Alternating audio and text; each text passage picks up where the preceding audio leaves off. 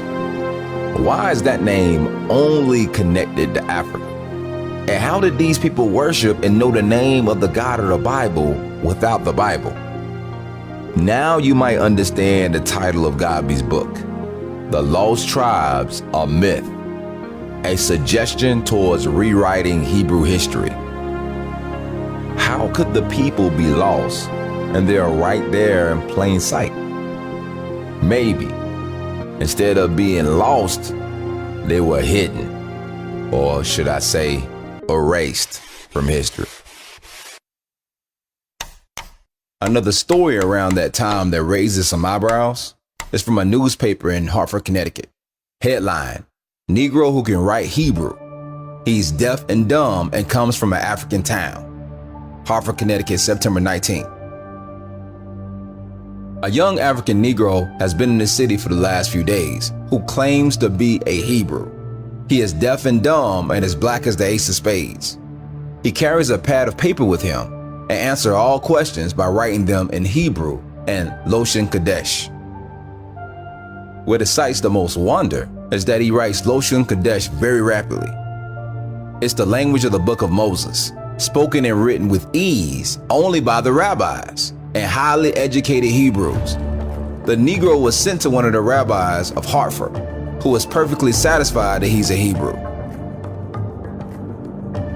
He says he comes from a large town in Africa, where there's a tribe of about 20,000 black Hebrews who speak Loshen Kodesh and are quite prosperous. He also says that his father is a rabbi in that town.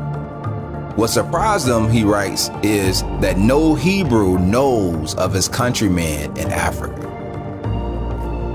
This story was forwarded special dispatch to the Baltimore Sun. Headline: Queen City Visitor. A native African who is deaf and dumb reads Hebrew and says he's a Jew. With a slight change from the original article and a speculatory answer to why a native-born African's language would be Hebrew from another rabbi, a Mr. Stern, who postulated that, quote, sometimes Negroes purchased by the Jewish slave traders accepted Judaism. After circumcision, they were given freedom as a full-fledged Orthodox Jew. That sounds interesting, but never happened.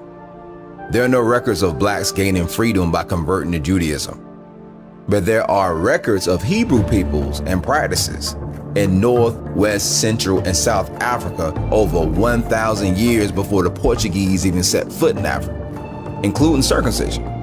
Matter of fact, let me show how ridiculous Stern's comments of alleged Negro Jewish conversion by circumcision really is. See, if you do a detailed study on circumcision, you'll find out that the landmass of Israel actually is not the center for the practice of circumcision in the world. Then you'll also find out that it's not even the United States. But according to the World Health Organization, the leading territory in the world that practices circumcision is West Africa. And Nigeria is the leading country that practices circumcision. So if circumcision is indigenous to West African culture, how could they get circumcised twice? Also, if circumcision was a token of the covenant that God made with the Israelites, how and why would it be indigenous to West African culture? Chew on that.